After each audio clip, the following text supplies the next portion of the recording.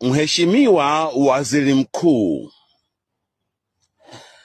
unavyoongea kuhusu wasanii wa Tanzania uko sahihi kwa 100% kwamba wanatafuta ajira kwenye mikutano ya Chama cha Mapinduzi.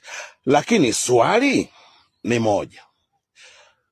Hawa Nay wa Mitego, Roma ni Mkatoliki, nao wanataka kutafuta ajira kupitia vyama vya upinzani.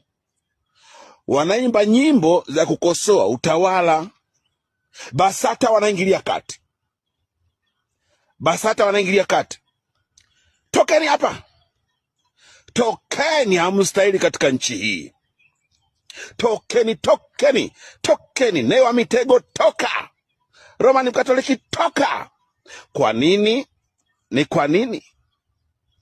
Kwa hiyo, Mheshimiwa Waziri Mkuu, inaonekana wasanii wanaoimbia CCM sio tu ajira. Kuna zaidi ya ajira. Namaliza baba yenu Clemence Mwandambo.